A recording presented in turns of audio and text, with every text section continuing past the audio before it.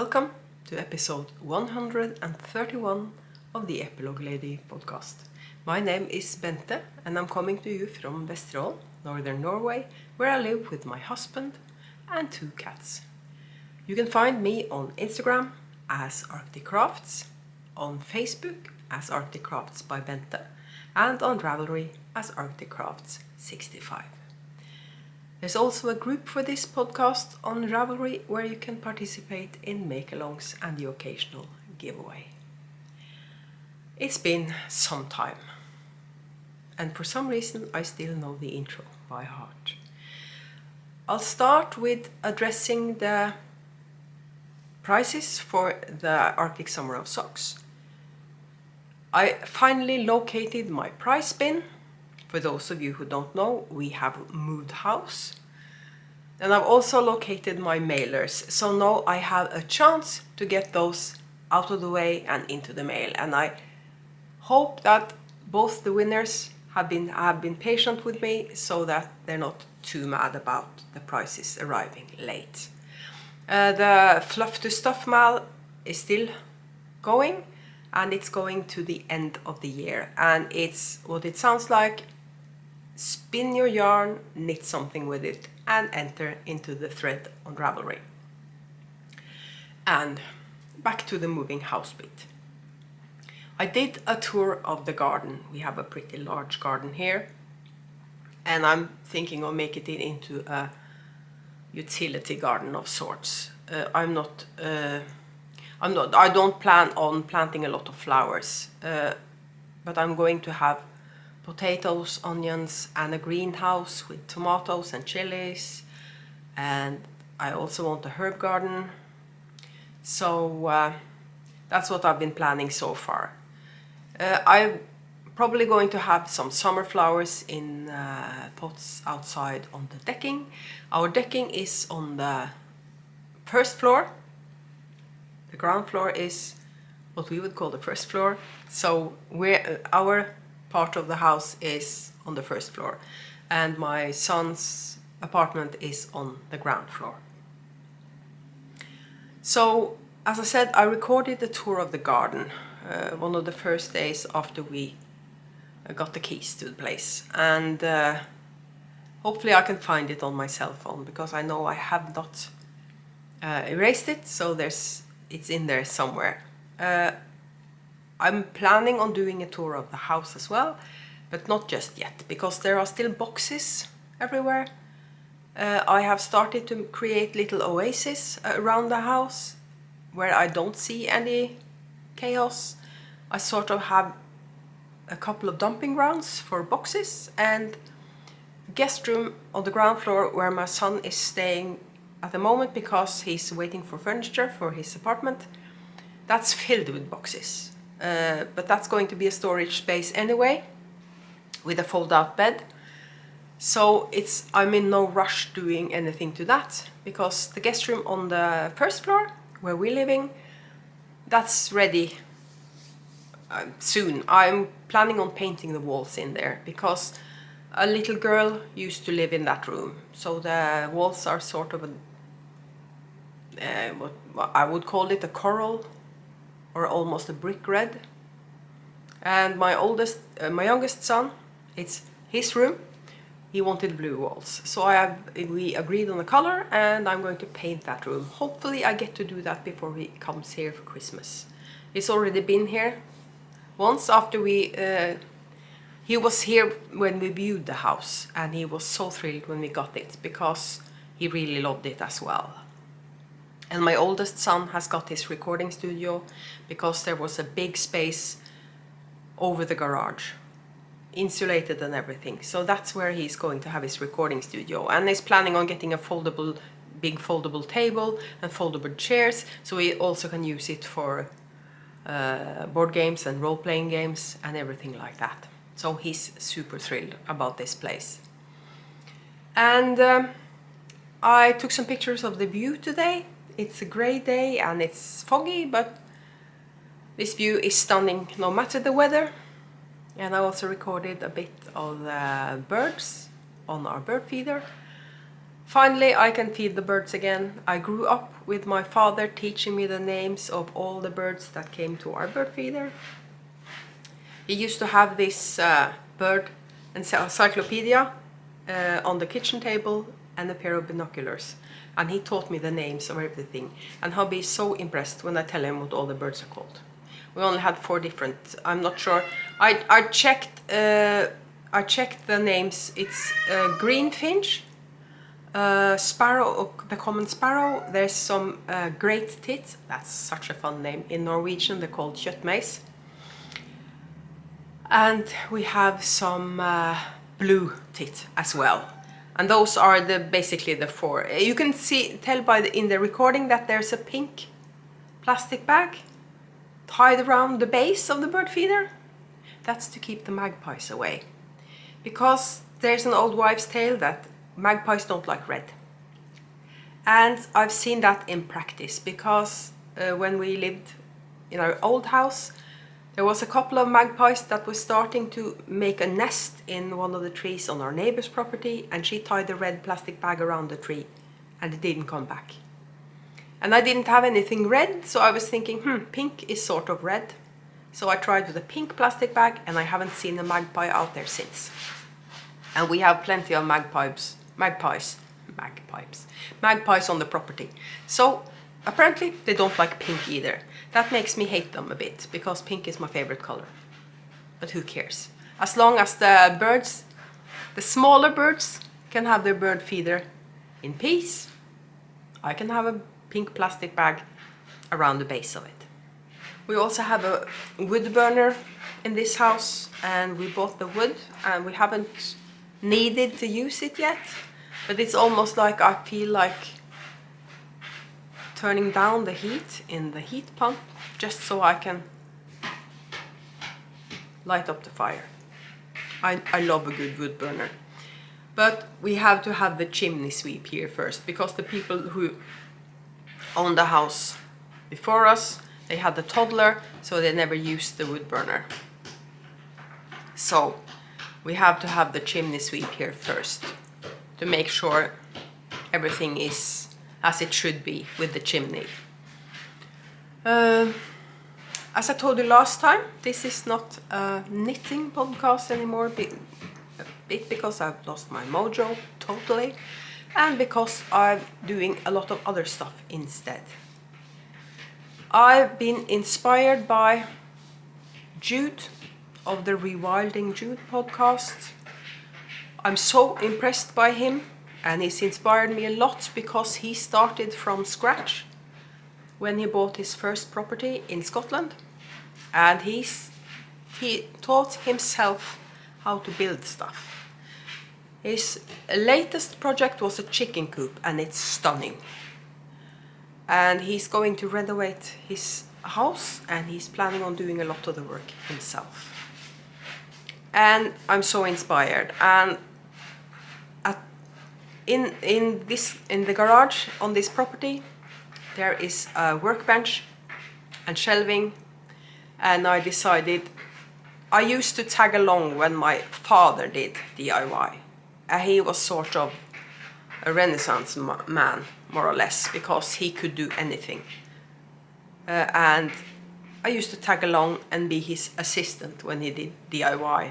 So he made sure that I could do a lot of different stuff, because he didn't want me to be dependent on a man to get stuff done. Sort of progressive for a man that was born in the 30s. But anyways, hubby is really impractical.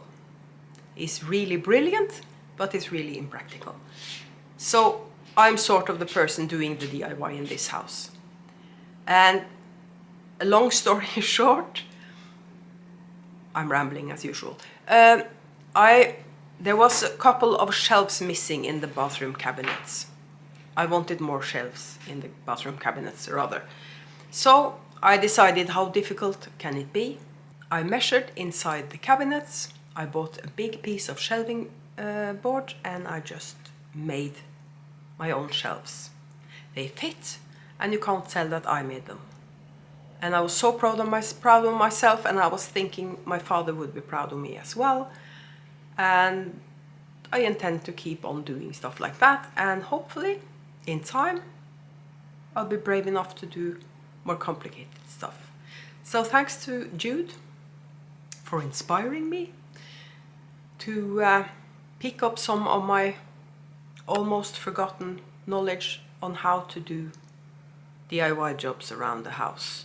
Because we bought a big house, it's only 25 years old, but it's starting to show a bit of wear and tear. So we have one thing I would be able to do myself is that there's some trimming up onto the ceiling trimming. Do you call it ceiling trimming? That's missing down in the hallway.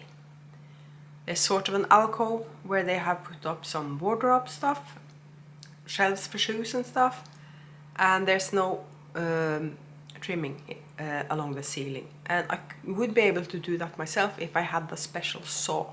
You need a special saw to make the joints in the corners. There's also, we need some trimming in the staircase, but we decided we're going to contact a carpenter, sort of a carpenter, freelance carpenter that's willing to do small jobs, to do that stuff for us. Because I don't want to buy some expensive equipment just to do that job. So I can't imagine I'm going to do any trimming anywhere else in the house. And as I said, that saw, I won't be using it for anything else, and they're not cheap. So that job I'm going to leave with a professional. And there's also some other stuff that I want to fix. That's going to cost us money, and until we've sold the old apartment and we know how much money we have, I'm not going to do anything. The main thing we need is a home charger for our electric car. And that's on top of the list. Sooner or later I want to redo the bathroom and the kitchen as well, but they work perfectly as they are, so it's no rush to get it done. So that's sort of the things I've been doing. As I said, there are boxes everywhere and we haven't gotten all the furniture yet. Everything, of course, are flat packed. So guess who's doing the assembly? Yours truly. And I told hubby he needs to be at work or something when I'm doing it, because there tends to be some foul language when I do flat packs, because I hate flat packs. And because I have arthritis in both my thumb joints, I'm no good with an Allen key. I think that's what you call them. We call them umbraco. But I got some Allen key bits for my drill, so now I can use that instead. Makes it much easier.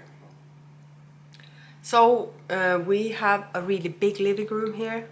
So we decided to divide the living room into two spaces. One lounge space with the TV, the couch, hubby's armchair, stuff like that. And behind the couch we have put some shelving, and we're going to put a desk in there, and that's where I'm going to do my spinning. So everything that's craft related or hubby's stamps, because he's a stamp collector, we're going to do over there. And when my youngest son comes to visit, that's going to be his corner, because he always brings his gaming laptop when he visits us. So he can just set it up over there instead of doing it on the dining table or the kitchen table. He always had to put it up on the dining table in our old apartment, because that was the only place we had room for it. So every time we were going to sit down to eat, he had to move it away. Now he doesn't have to. He can just put up his laptop over there when he comes, and it can stay there. And and my oldest son is saying that he really looks forward to Christmas, because he thinks this house is going to be much more cozy for Christmas than the apartment, because it's not as crowded, And one of the neighbors, or rather one of hubby's colleagues, told him that, just so you're aware, you've moved into the most Christmassy part of the municipality. All our new neighbors have a tendency to go overboard with Christmas decorations outside in December. Just so we were aware. So just fairy lights along the decking won't be enough. And that's probably why there are 2 outlets on the outside of the house. Because the people building the house, maybe they were aware that this was a thing, or they had an electric barbecue or something. Anyways, I'm going to use both of them. I've always wanted a Christmas tree, an outside Christmas tree with lights on. And I guess this is as good a time as any to put one up. I'm going to put it up on the decking, by the way, so I can see it outside. I'm not going to put it on the ground outside the house, because then I'm decorating for myself here. I'm not decorating for the neighbors. So I want to be able to see that Christmas tree. So it's going outside on the decking. And I'm going to buy some more fairy lights, so I can... maybe I'll buy some of those icicle lights that I can hang along the decking, because they sort of look... they are more visible from the road, I guess. We'll see. I'm thinking we might work up to it. We'll just do the Christmas tree and then our fairy lights this year. I have to buy more. It's the sort of fairy lights where you can just join on if you need more. Hopefully I can get the same kind so I can join them together. So I can just buy some more, so I can just make it go all the way around the decking. So I need a few meters extra to get that done. But sorry, I'm going to prioritize decorating inside, and I'm supposing that might be the time where I do the tour, when I've decorated the house for Christmas, because then I know everything is going to be tidy, most of it as well, at least. I'm probably going to put everything in the guest room downstairs, because nobody's staying there for Christmas. And now I can realize you can see something behind me. I'll just tilt the camera a tiny bit. You can see I have a small ghost in that plant. All the plants in this house are artificial, by the way. No live plants. I have 2 indoor cats. I don't want to have any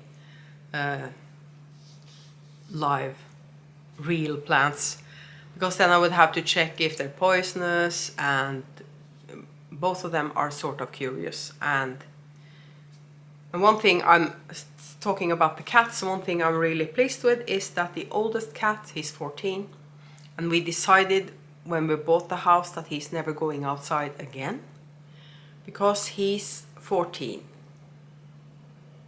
and he's always been a playful cat, and he's still a playful cat, but we don't trust him outside here because we have a big garden.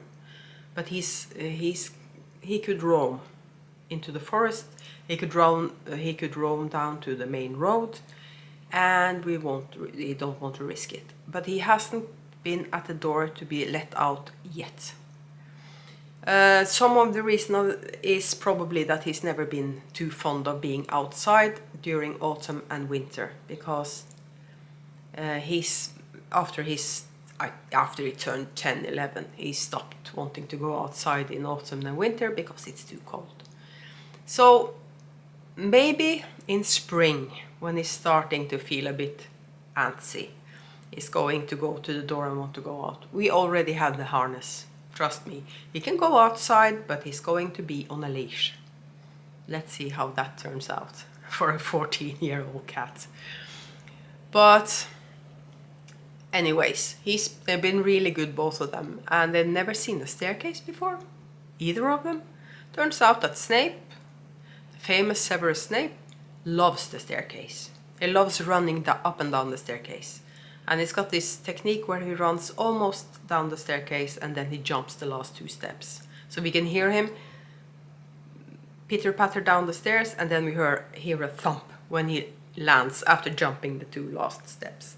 And he runs up and down those staircases all the time. He really loves it. So, and speaking of which, speaking of Snape, he now almost jumped up on the table, but he just lies down on one of the dining room chairs instead. Bought a new dining table and chairs when we bought the house.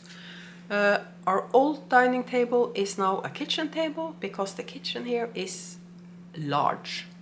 So I could fit a dining table in there to use as a kitchen table. And I bought 10 chairs, 4 for the kitchen and 6 for the dining room, because I'm calling it a dining room because it's a designated dining room. There's also an open space here. There are no doors between the living room and the dining room. And there's not a door into the kitchen either. So it's sort of an open space, but it's more divided than our last house. And now I have a bird that's looking inside. He's jumping around the windowsill and he's looking at me. That's weird. By the way, we had a green finch smack into the window. My hubby heard it, so he went outside and there was a green finch lying on the decking, and he just took it in his hand and he actually tried to do CPR on it. It was so cute. And he decided, no, this bird is dead. So we just put him gently down on the decking, and the next day I decided, it was dark and everything. So the next day I decided to just pick it up and carry it into the woods, Circle of Life stuff, and it was missing. It was gone. So me and hubby figured either somebody has picked it up during the night and had it for a nightly snack, or it was just unconscious and just flew away. I think it was a Circle of Life thing. I think some animal, maybe a magpie, a crow, something like that, picked it up during the night.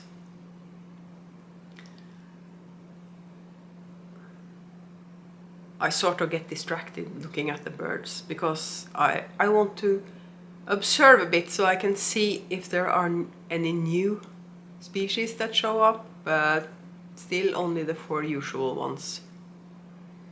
And the finches are really, really greedy. And I have to fill up the bird feeder once a day almost because they're so greedy. So maybe that was a mistake putting up the bird feeder, but again I really love it because I grew up doing it. I grew up feeding the birds. So I think it's nice, and it's entertaining for the cats as well. Especially Roar, the oldest one, the 14-year-old. He has this weird thing he does because the curtains I bought for the house, they're not actually see-through. They're sort of see-through, but apparently he can see through them because he sits on a bench behind the curtains and looks at the birds through the curtain, sort of hiding, and that's so cute. Or he's sitting inside the door looking up into the air because he can't see out the bottom of the door because the glass only goes 3/4 down, and he's looking up into the air. He never sits on the windowsill looking at them because he's sneaking up on them or something. Snape just sits in the windowsill looking at the birds. So that was sort of the idea of the bird feeder. That was also a bit of it, that the cats should have some entertainment. That's why I put it right outside the living room windows so the cats could see it. Just far enough so the birds aren't scared, but near enough so the cats can see properly. And it worked. We have loads of birds. Hubby counted over 20 birds at one time on the bird feeder. So probably we put out the right kind of food for them because they really love it. And the rumors spread quickly. that there was food here. And now I see a sort of bird I haven't seen before. I'll have to Google that one later, just to make sure I know what kind of bird it is. If I figure it out before I edit this, I'll put it down on the screen. I think it was sort of a finch, but not a green finch. I'll figure it out. So I haven't got a lot of stuff to talk about, since I haven't done anything else than unpack and made some shelves. The next bigger project now is to paint the walls in the guest room. Paint them blue. There was a mural of some mountains on one of the walls, and both me and my youngest son really love those mountains, so I'm going to put masking tape around them and just change the color of the walls and not do anything about the mountains, because he really thinks they're kind of neat, so I'm going to keep them. There were some sticker decorations on the door, on the outside, the teddy bear and some kind of girly stuff. And there was a pink elephant on the inside of the door, and he's sort of, nah. And one of my son's co-workers used to work with decorating cars, and he told me steam.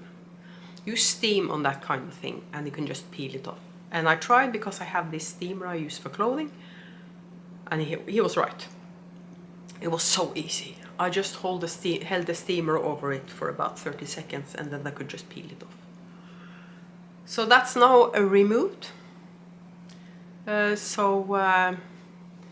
can get we ordered some shelving that's going to go into the guest room.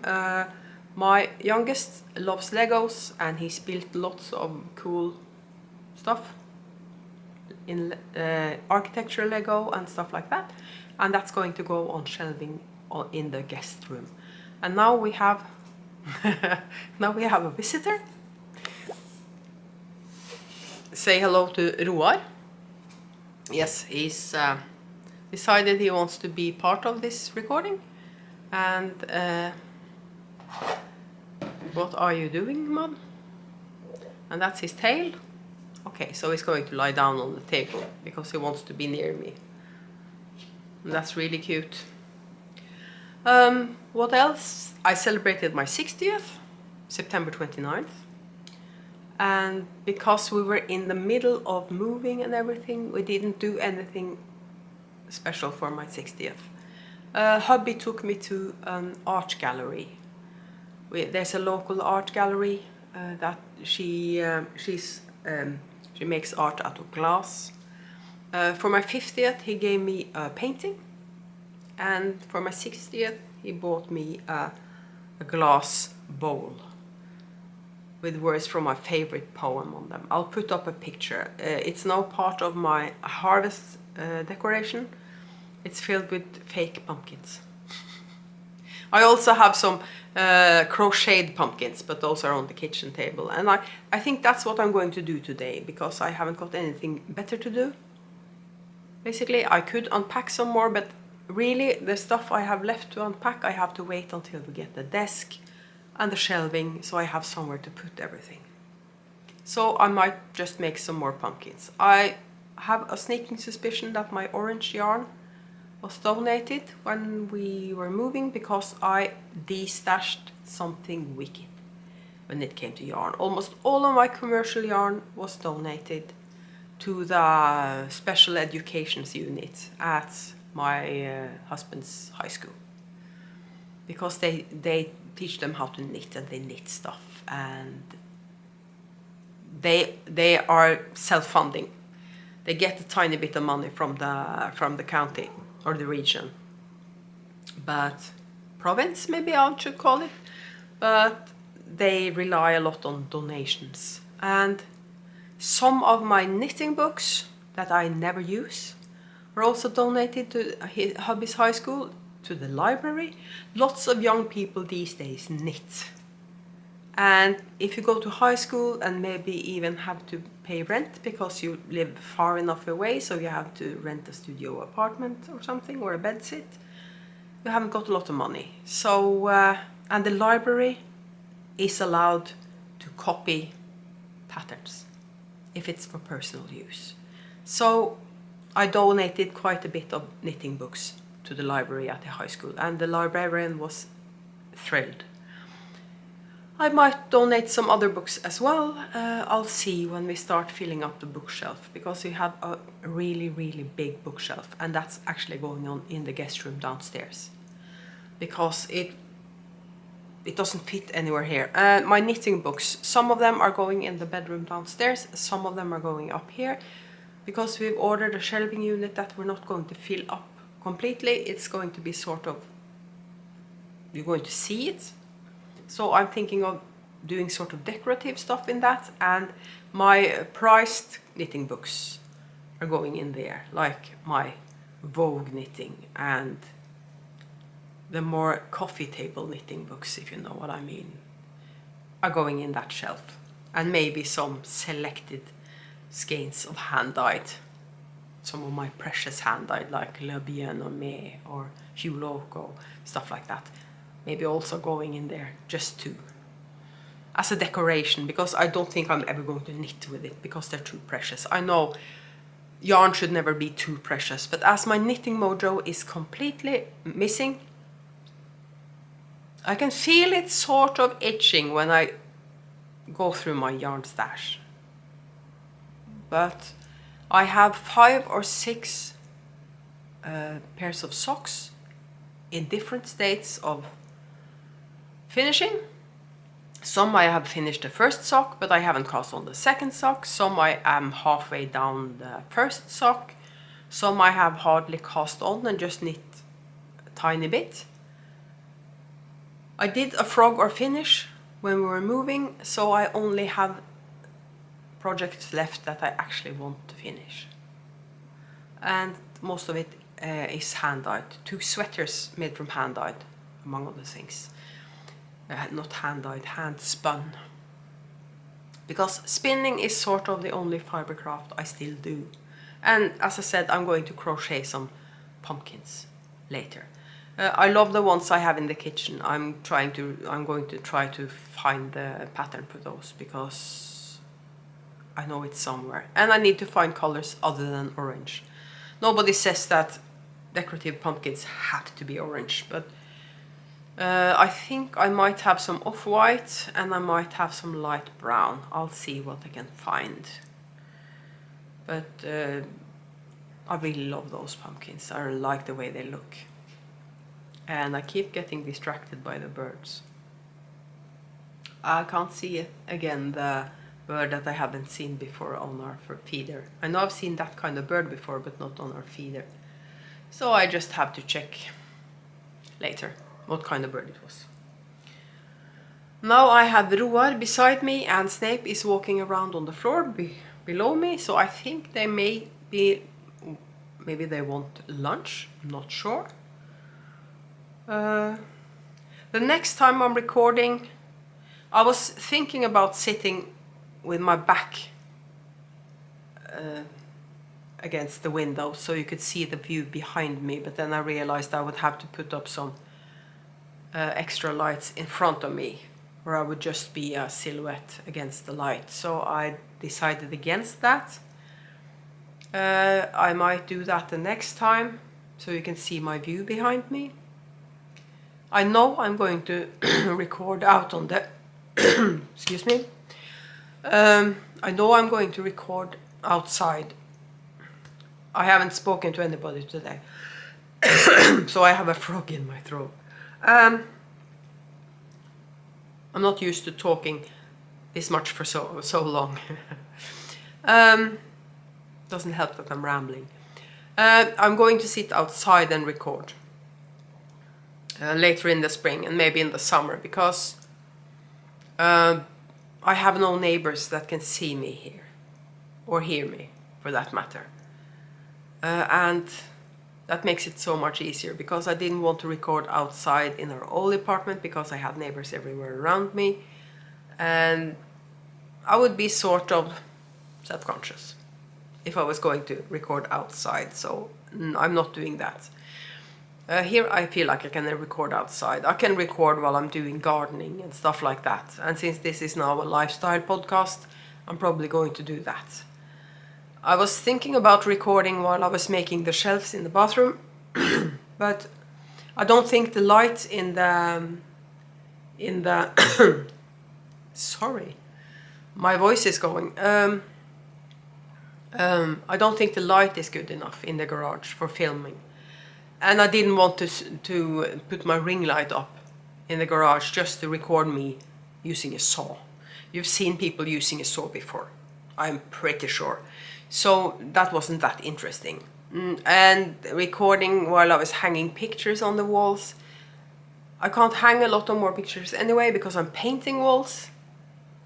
And that would just mean more screw holes to close before I'm painting. So I'm waiting until I paint it because they have a feature wall in this house. And they had their TV mounted on the wall with brackets. And when we removed the brackets, some of the paint came with them. So probably they put up that bracket before the paint was completely dry, since it actually took some of the paint with it. So that wall looks terrible. It's hidden behind the TV when you're sitting on the couch, but it doesn't look good. So I bought some paint to paint over that wall, and I decided to go with a slightly different color. It's a nice color that's here. It's sort of a brownish orange, more like a, not a brick red, but I'm not sure what I could call that color. Pumpkin latte, maybe, something like that. I went more with the darker sort of red, or a brick red. But before I paint that wall, because it's in the living room and we have cats, I have to wait until the cats are used to visiting my son downstairs, because he intends to kidnap them from time to time to have them down there because he really loves them.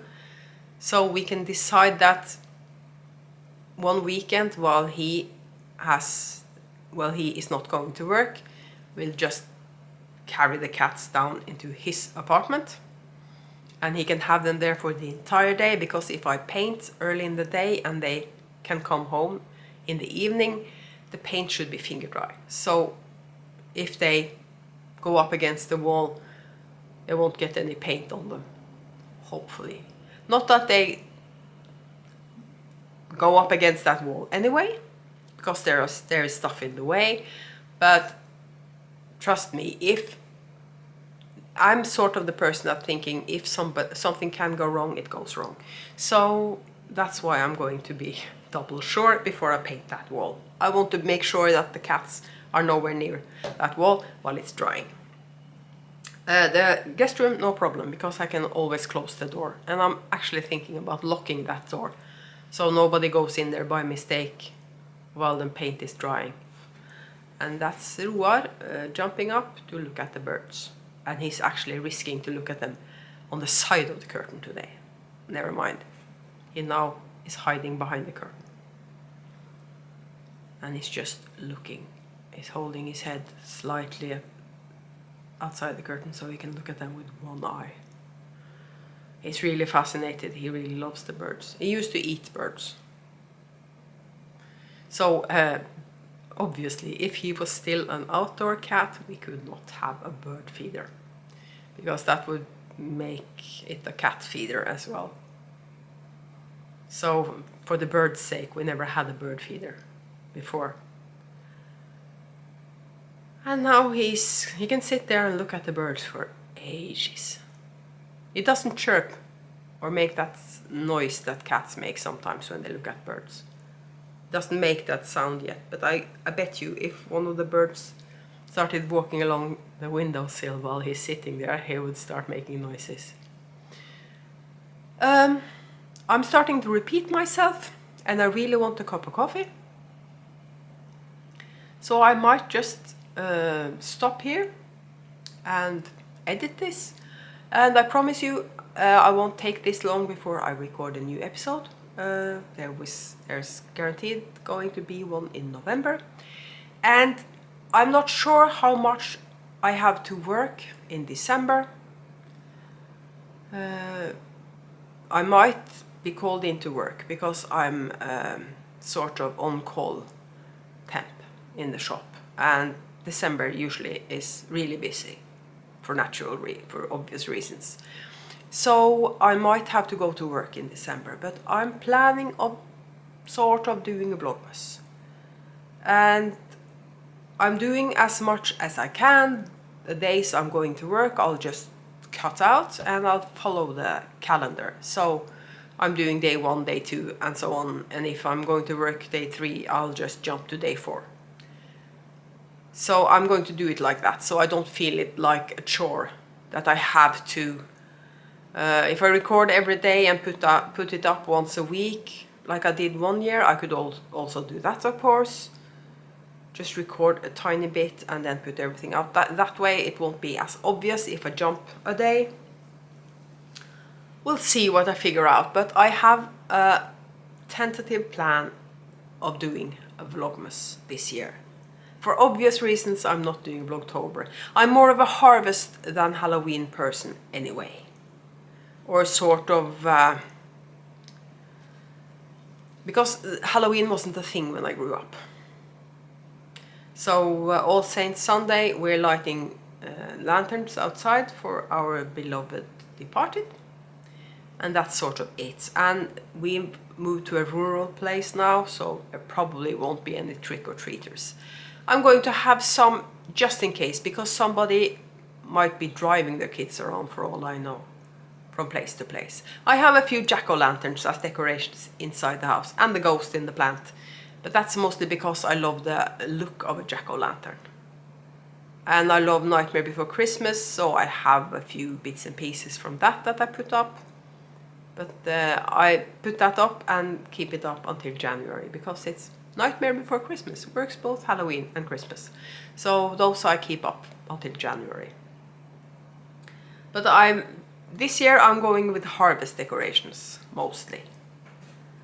And not a lot of scary stuff, apart from that ghost and the jack-o'-lanterns. And that's it. Now I'm rambling.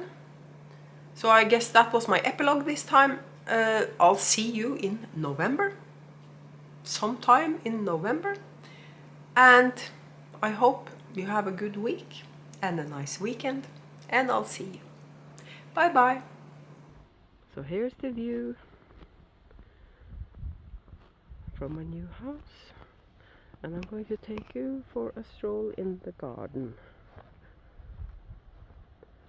That's the main road, so you're going to hear a car from now and then. But as you can see, there's not a lot of traffic, even though it's a busy time of the day. So here is, I'm rounding some trees, and I'm probably going to leave this because I like those flowers and they blossom late. And here are the maple trees I was talking about.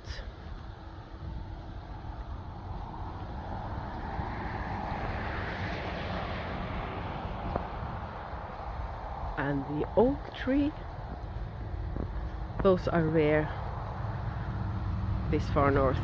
So this is something the people building the house planted. And these are, I can't remember, I'm not sure what you call them in English, but we call them edelgran. Not a big fan, but they work here because they block the view from the neighbors over there. And this is a larch, I think. Yes, this is a larch tree. And here's another maple. As you can see, they have planted trees. So it's not a football field. And this I actually think is an ash tree. I didn't realize there was one of those here. The people who built this house really had the thing for trees. And this is the berry bushes I was telling you about. We have black currants. Here we have black currants. but this is completely overgrown. So I'm excited to see what else is here. I know there are wild raspberries further back. So this is something I'm going to take care of, so I can see what else is back here. And here is going to be my HQ when it comes to gardening, I think. As you can see, this is a hot tub, a wood with a wood burner. And this thing is not usable as a hot tub anymore. I could dismantle it and use it for firewood, but I think I'm going to use it as a planter or as a raised bed. I just have to figure out what to put in the bottom of it. And I'm not sure if this door is locked. It's not. And this has been used as a sauna. But this is going to be my potting shed. And I'm going to store stuff here.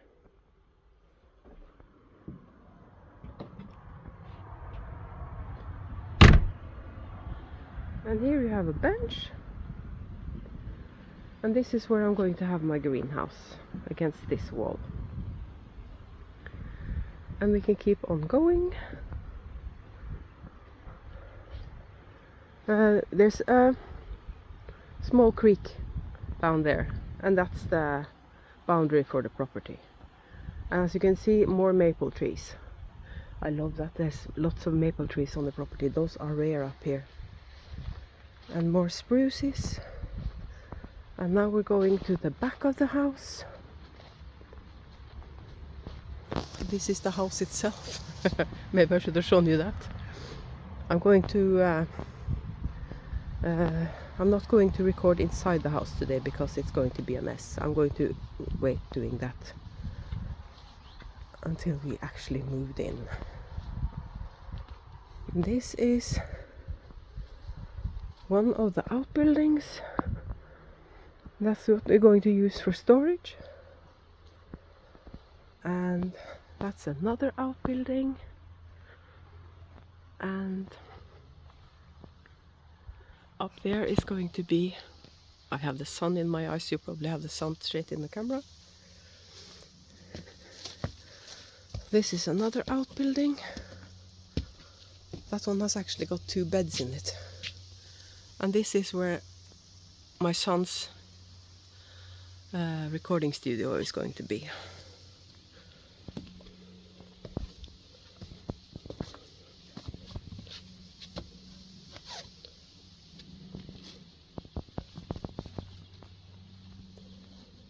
And here you have a flower bed of sorts. It's overgrown as well. Not sure I'm going to bother doing anything about that. And we're back around.